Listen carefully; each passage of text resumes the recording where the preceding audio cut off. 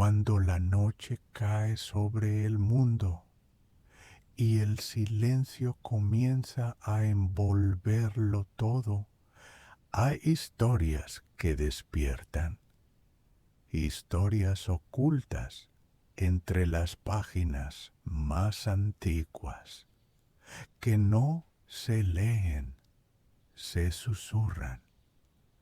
Esta es una de ellas. Hubo un hombre que caminó con Dios y un día desapareció. Su nombre era Enoc. Enoc no era como los demás. Vivió en los días antiguos, cuando la tierra aún estaba joven, cuando los hombres vivían siglos y la maldad comenzaba a multiplicarse como sombra al atardecer. Era descendiente de Set, hijo de Jared y padre de Matusalén, el hombre más longevo que jamás haya vivido.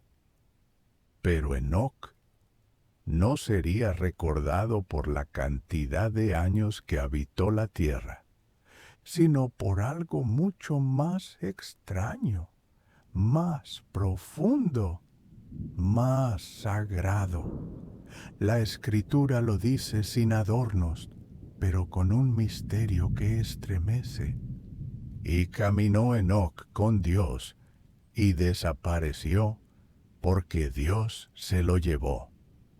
Génesis 5:24. No se menciona su muerte. No se habla de tumba ni de despedida. Simplemente se fue, como si el cielo lo hubiera reclamado, como si Dios lo hubiera escondido del mundo para protegerlo de lo que vendría. ¿Qué significa caminar con Dios? Enoc no fue un guerrero ni un rey. No construyó altares ni lideró ejércitos. No realizó milagros ni escribió libros. Pero día tras día, en la intimidad de su alma, caminaba con Dios. Le hablaba en el silencio, le obedecía sin alardes, le amaba sin medida. Y eso fue suficiente en medio de una generación corrompida. Enoc fue como una lámpara encendida en una cueva oscura, un alma pura entre el ruido, un amigo de Dios en tiempos donde pocos lo recordaban. Y entonces, un día, ya no estuvo más. Tal vez fue en la madrugada mientras oraba, tal vez en un paseo solitario por los montes, o quizás mientras dormía con una paz que solo los que caminan con Dios conocen. Nadie lo vio morir. Nadie lloró sobre su cuerpo, porque su cuerpo no quedó aquí.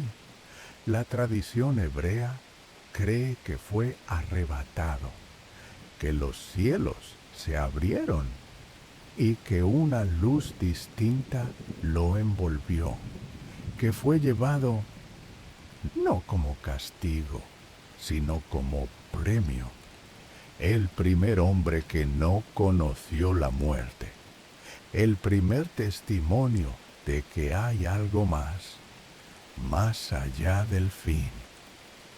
Y quizás el mensaje más silencioso de su vida es también el más poderoso. Camina con Dios y Él te llevará a donde la muerte no llega.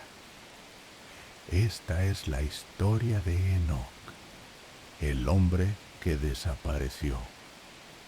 Pero lo que vendrá en las noches siguientes desvelará un misterio aún mayor, porque Enoc no solo fue llevado, también fue testigo de secretos celestiales, mensajero de advertencias antiguas y protagonista de un libro prohibido, olvidado y luego redescubierto.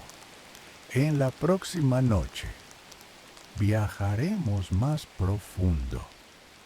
Hablaremos del libro de Enoc y los ángeles caídos. Pero esta noche te invito a cerrar los ojos y a preguntarte, ¿estoy caminando con Dios o simplemente existiendo? Si esta historia tocó tu alma, déjame un comentario con el número 1 y suscríbete para no perderte la verdad que las sombras no pudieron apagar. Buenas noches y que la paz te envuelva. La historia de Enoc nos dejó con una pregunta abierta. ¿Qué sucede cuando un hombre camina tan cerca de Dios que el cielo lo reclama antes que la muerte lo alcance? Pero Enoc no fue el único. Mucho tiempo después, en los reinos divididos de Israel, apareció un hombre cuya presencia era como un trueno. No era rey, ni general, ni sacerdote, era profeta. Su nombre, Elías. Vivía en un tiempo de oscuridad, cuando el pueblo había abandonado al Dios verdadero y se postraba ante dioses de madera y piedra. Elías surgió como una llama encendida en medio de la noche. No buscaba aprobación, no temía a los poderosos.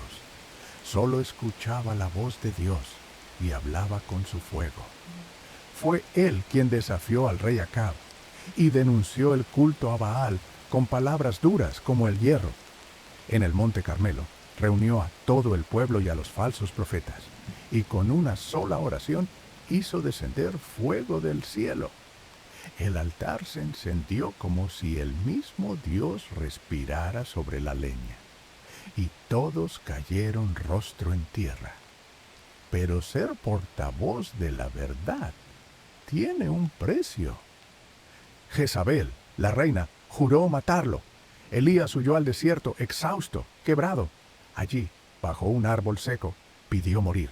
Fue entonces cuando una voz suave, casi un susurro, lo llamó desde una cueva.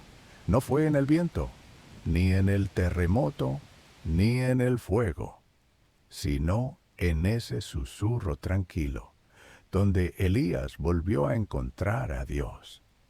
Dios no había terminado con él. Años más tarde llegó el día en que su misión en la tierra terminaría. Elías lo sabía. Su discípulo Eliseo también. Caminaban juntos, y cada paso era un adiós que no se decía. Cruzaron el río Jordán, y al otro lado, el cielo se abrió. No fue una enfermedad, no fue la vejez, no fue la espada. Fue un carro de fuego.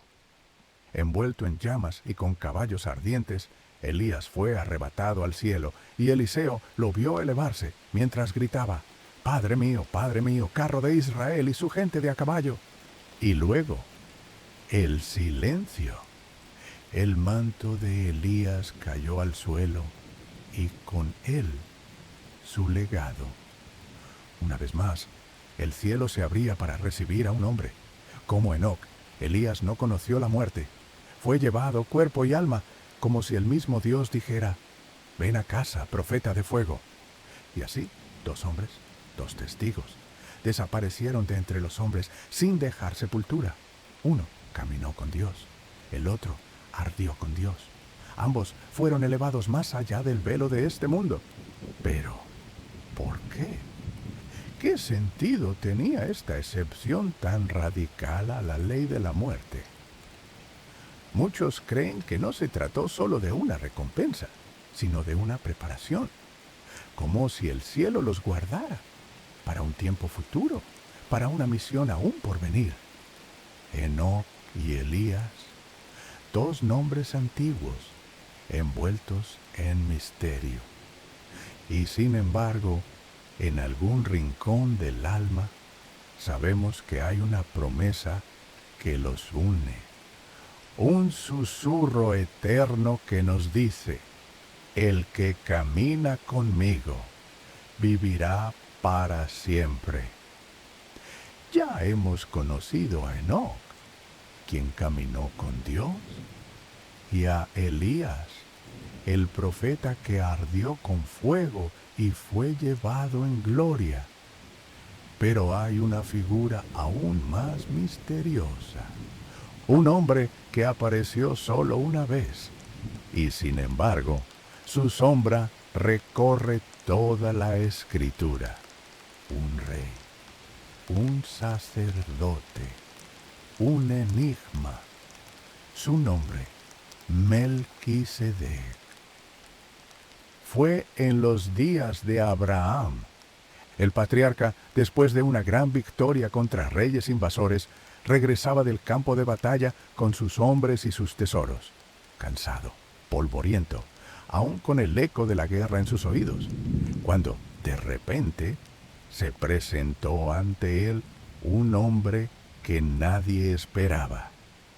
No venía de ninguna tribu conocida, no era cananeo ni hebreo. No había sido anunciado por profecía ni seguido por un ejército. Simplemente apareció. Melquisedec, rey de Salem, sacerdote del Dios Altísimo. Salem, nombre antiguo de Jerusalén.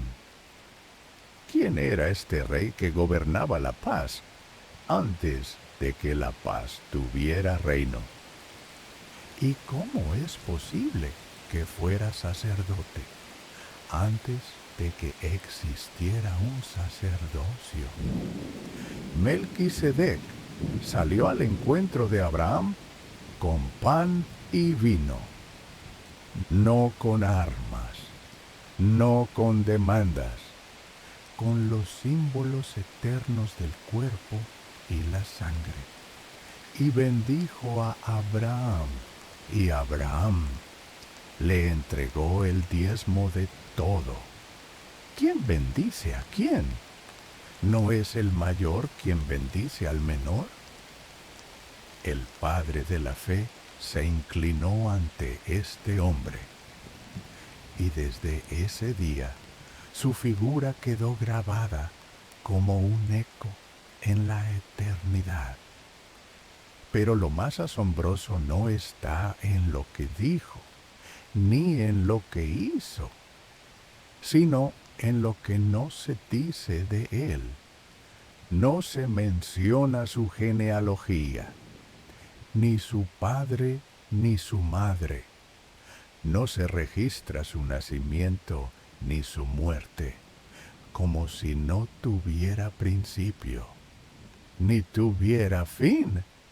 Y siglos después, cuando el salmista David escribía movido por el Espíritu, anunció algo que estremeció a los sabios.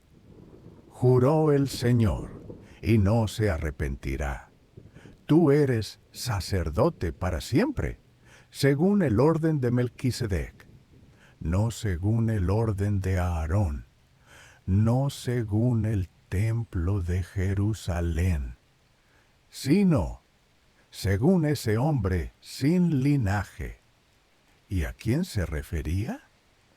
La respuesta vendría mucho más adelante, cuando el Hijo del Hombre, nacido en un pesebre, caminara entre nosotros. Jesús, él no era de la tribu de Leví, no fue sacerdote según la ley de Moisés, y sin embargo ofreció pan y ofreció vino y se entregó como sacrificio eterno. Él es sacerdote para siempre, no por herencia, sino por derecho divino. Él es el verdadero Melquisedec, Rey de justicia, Rey de paz. Y así, lo que comenzó con una figura misteriosa en los días de Abraham, se reveló plenamente en el Hijo.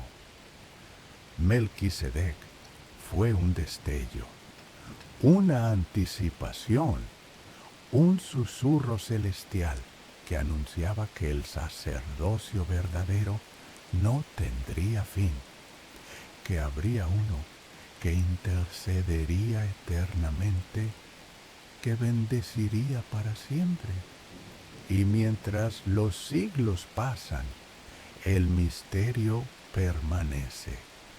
¿Fue Melquisedec un hombre, un ángel, una aparición del mismo Cristo antes de su encarnación?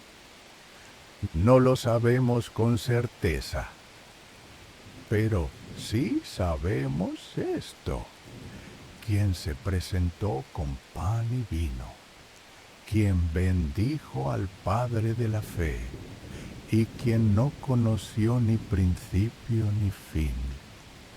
Ese lleva en su rostro el reflejo de lo eterno, y aún hoy, en lo secreto, su bendición sigue descendiendo sobre los que creen.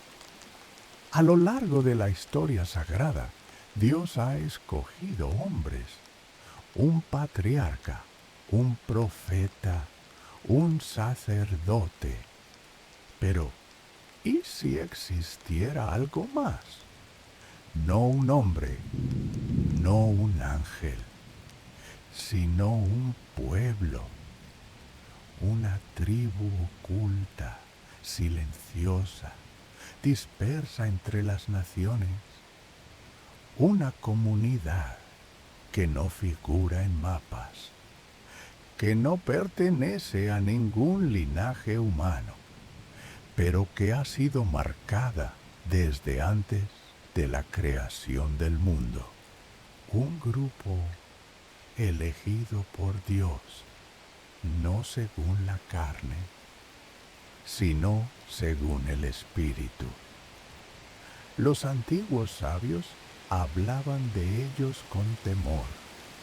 Los llamaban los justos ocultos, los que caminan entre nosotros, pero no son como nosotros. Y algunos, en sus visiones, afirmaban haberlos visto, sin edad, sin sombra, portadores de una luz que no se apaga. ¿Quiénes son? La Escritura, en sus páginas más veladas, deja entrever su existencia, no con nombres ni genealogías, sino con señales, como cuando el profeta Elías, huyendo del poder de Jezabel, clamó en soledad: «Solo yo he quedado, Señor, y buscan mi vida». Pero Dios respondió: «No estás solo. He reservado para mí 7,000 que no han doblado sus rodillas ante Baal». 7,000, no conocidos por los hombres, no destacados en los relatos, pero escondidos en el corazón de Dios. ¿Y si esa cifra fuera símbolo? ¿Y si representara a una tribu sin rostro, sin frontera, pero viva en medio del mundo?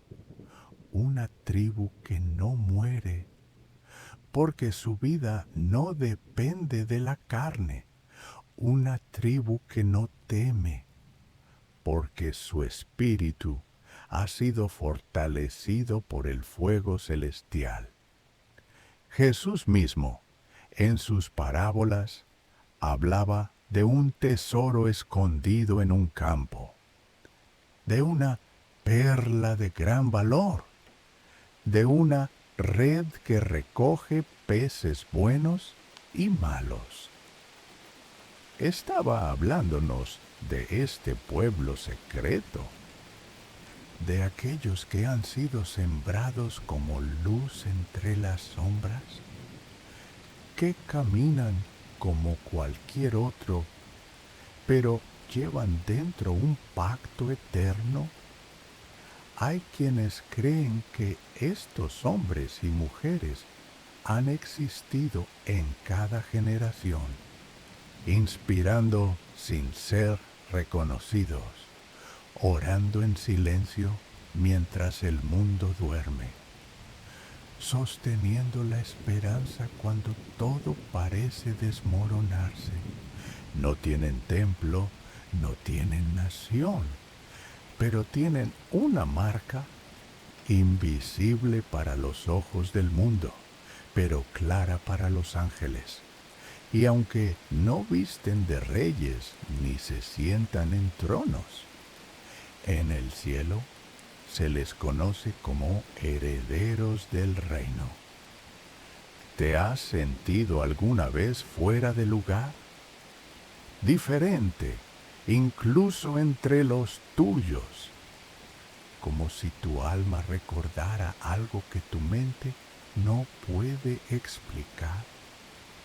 Tal vez, solo tal vez, no eres extraño, sino elegido. Tal vez no estás perdido, sino sembrado.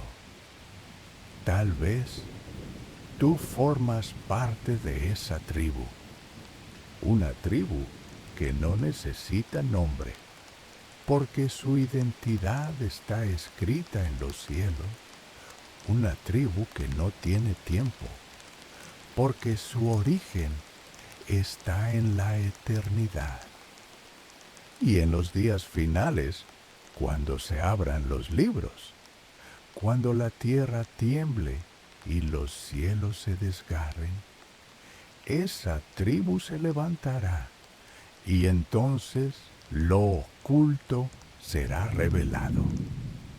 Lo sembrado en secreto florecerá en gloria, porque lo que Dios ha apartado para sí, nada ni nadie podrá arrebatarlo. En las páginas del Apocalipsis, ocultas entre visiones de fuego y trompetas, hay una profecía que ha despertado preguntas durante siglos. Dos testigos, dos hombres que vendrán en los días finales, enviados por Dios, vestidos de saco y con un poder que ningún enemigo podrá quebrantar. La Escritura dice que profetizarán durante 1260 días, que cerrarán los cielos para que no llueva, que convertirán las aguas en sangre y que toda palabra que salga de sus bocas será como fuego que devora a sus adversarios. ¿Quiénes son? No tienen nombre en el texto sagrado. No se les identifica por genealogía ni nación, pero hay dos figuras que se alzan como posibles respuestas. Dos que no conocieron la muerte. Dos que caminaron tan cerca de Dios que fueron llevados sin pasar por el sepulcro. Enoc y Elías. El primero, hijo de Jared, un hombre que caminó con Dios y desapareció porque Dios se lo llevó, sin aviso, sin tumba. Un misterio desde el Génesis. El segundo, profeta de fuego, aquel que enfrentó a los reyes, a los ídolos, al mismo Baal, y que fue arrebatado en un torbellino, montado en un carro de fuego, visto por Eliseo, pero perdido para el mundo, ambos arrancados de la tierra, ambos sin haber muerto, ambos testigos de una gloria que aún no ha sido completamente revelada. ¿Pudo Dios haberlos reservado para una misión futura? Los antiguos padres de la iglesia lo creían. Decían que Enoc representaba a los justos antes del diluvio y Elías a los profetas del pueblo escogido. Uno era la voz de la esperanza en los días primitivos, el otro la llama de la verdad en tiempos de apostasía. Y si ambos regresaran, serían testigos perfectos para confrontar al mundo que ha olvidado a Dios. Las Escrituras dicen que estos dos testigos serán asesinados por la bestia. Sus cuerpos quedarán expuestos en la gran ciudad y el mundo celebrará su muerte. Pero al tercer día, el aliento de vida de Dios entrará en ellos y se levantarán. Y entonces, con una voz como trueno, serán llamados al cielo y subirán a la vista de todos. ¿Qué mensaje trae esto a tu corazón? Tal vez que los justos no han sido olvidados, que Dios guarda a sus siervos aún más allá del tiempo, y que la muerte no tiene la última palabra. Quizá tú mismo sientas en lo profundo una conexión con esta promesa, una sensación de que el mundo no es tu hogar definitivo, que hay algo más, un destino eterno, una misión que aún no se ha revelado, porque como Enoc podemos caminar con Dios y como Elías podemos arder con su fuego. Y si hemos sido llamados a ser testigos, no temamos al rechazo, ni a la oscuridad, ni al rugido de la bestia, porque llegará el día en que toda rodilla se doble y toda lengua confiese que el Dios de Enoc y de Elías vive, y que sus testigos no han sido silenciados, sino exaltados en la historia que se acerca. Tal vez tú no seas solo un espectador, sino parte de ese testimonio, un eco más de una verdad que no puede ser apagada. Mucho antes de los diluvios y los patriarcas, en una tierra sin fronteras y bajo un cielo aún no endurecido por el juicio, ocurrió algo que cambió el curso de la humanidad. Una historia susurrada entre líneas del Génesis que muchos prefieren ignorar, pero que permanece allí como una advertencia antigua, como una cicatriz en la historia sagrada. Cuando los hijos de Dios vieron que las hijas de los hombres eran hermosas, tomaron para sí mujeres y les nacieron hijos. ¿Quiénes eran estos hijos de Dios? Los antiguos intérpretes, desde los judíos del Segundo Templo hasta los primeros cristianos, afirmaban con voz temblorosa: ángeles, seres celestiales que abandonaron su morada, guardianes que cruzaron una línea sagrada. Y de esa unión prohibida nacieron gigantes, Nefilim, los caídos, criaturas mitad divinas, mitad humanas, híbridos que no pertenecían ni al cielo, ni del todo a la tierra, hombres de renombre, titanes de poder, pero también corrupción encarnada. No eran héroes, eran una ruptura del orden divino, un intento de pervertir el diseño de Dios, de crear una descendencia que no estaba bendecida, sino maldita. Por eso, la tierra se llenó de violencia, y el corazón de Dios se entristeció.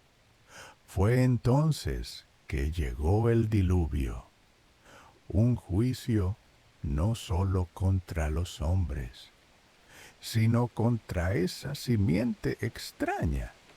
El agua cubrió montañas, las ciudades desaparecieron, y con ellas aquellos seres impuros. Pero la historia no termina allí, porque después del diluvio aún se menciona a los Nefilim en Canaán, en los relatos de los espías que Moisés envió. Parecíamos langostas frente a ellos, dijeron aterrados. ¿Sobrevivieron algunos? ¿O regresaron aquellos ángeles caídos para continuar su obra en las sombras? El libro apócrifo de Enoc, respetado por muchas comunidades antiguas, habla de estos ángeles como los vigilantes, que enseñaron a los hombres secretos prohibidos, magia, hechicería, guerras. La humanidad, seducida por su poder, se alejó del Dios verdadero y se acercó a una oscuridad que parecía luz. ¿Por qué importa esto ahora? Porque en los últimos tiempos Jesús dijo, como en los días de Noé, así será la venida del Hijo del Hombre. Días de mezcla, días de confusión entre lo sagrado y lo profano, días donde lo prohibido vuelve a tocar la puerta. ¿Y tú? ¿Reconoces los ecos de esa antigua rebelión en el mundo que te rodea? La búsqueda del poder sin límite, la manipulación de la creación, la exaltación del cuerpo, de la violencia, del ego. Los Nefilim pueden haber desaparecido físicamente, pero su legado, su espíritu, aún ronda. Y no es con temor como debemos mirar esta historia, sino con discernimiento, porque así como hubo una rebelión en el cielo, también hay una fidelidad más poderosa, un ejército de ángeles que no cayó, un Salvador que venció a los principados, y un reino que no puede ser corrompido. Tú has sido llamado a ser parte de ese reino, no como híbrido, sino como hijo verdadero, renacido del agua y del Espíritu, protegido por la sangre del Cordero y sellado por una promesa que ninguna fuerza caída puede romper. Así termina nuestra travesía por los misterios del principio. Pero tal vez apenas comienza tu viaje interior, un viaje hacia la luz, hacia la verdad, hacia el Dios que no olvida, y que te llama por tu nombre. Si esta historia ha tocado algo en ti, compártela, suscríbete y sigue caminando con nosotros en la luz de las Escrituras, bajo el manto de la noche, donde Dios aún habla. Durante siglos, los Nefilim han sido vistos como una anomalía, una advertencia viva de los límites que no deben cruzarse. Hijos de ángeles caídos y mujeres humanas. Gigantes, poderosos, temidos. Pero, ¿y si no desaparecieron del todo? ¿Y si su herencia se esparció en formas que no comprendemos? ¿Y si su historia está entretejida con otra aún más misteriosa, la de una tribu que nunca muere? Hablamos de la llamada tribu inmortal, un grupo de personas, supuestamente elegidas por Dios, fuera del alcance del tiempo, del sufrimiento y de la muerte. Algunos la relacionan con los 144,000 sellados del Apocalipsis. Otros creen que es un símbolo, pero hay quienes aseguran que esta tribu es real, que caminan entre nosotros, que han estado siempre aquí, desde los días de Enoc y Elías.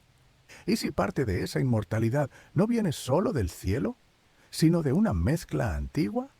¿Y si algunos miembros de esa tribu, elegidos para no morir, llevan en su sangre el recuerdo de los Nefilim? No como una maldición, sino como una redención, como si Dios hubiese tomado lo que una vez fue una abominación y lo hubiese transformado en algo santo, una paradoja, el fruto de lo prohibido, convertido en instrumento de esperanza. Imagina a Enoc, que caminó con Dios. Imagina a Elías, que subió al cielo en un carro de fuego. Imagina a Melquisedec, sin genealogía, todos figuras que escapan a la lógica de la muerte, todos reflejos de esa tribu sin fin. ¿Y si no son excepciones, sino pistas? ¿Y si son los rostros visibles de un pueblo oculto? Muchos estudiosos creen que los Nefilim fueron destruidos por el diluvio, pero algunos textos, como el libro de Enoc, sugieren que su espíritu siguió rondando la tierra. Otros sostienen que su herencia sobrevivió, purificada, aislada, escondida por la voluntad de Dios, no para dominar, sino para servir en silencio, una generación secreta que aparecerá al final, cuando el mundo esté listo. La tribu inmortal no sería entonces un pueblo de poder, sino de propósito, no guerreros físicos, sino guardianes espirituales. Tal vez su verdadera fuerza no esté en la sangre de gigantes, sino en la fe que no muere, en la fidelidad que sobrevive al tiempo, en el susurro de aquellos que, desde las sombras, esperan la orden de Dios para actuar.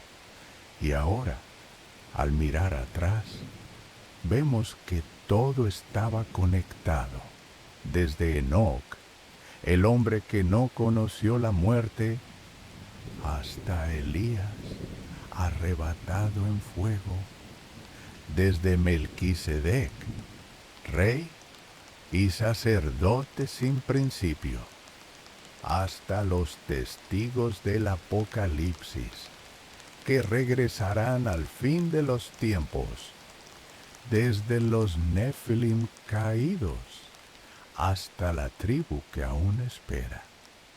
La historia que comenzamos juntos no es solo un relato antiguo, es una advertencia, una promesa y un misterio, uno que tal vez algún día se revele por completo.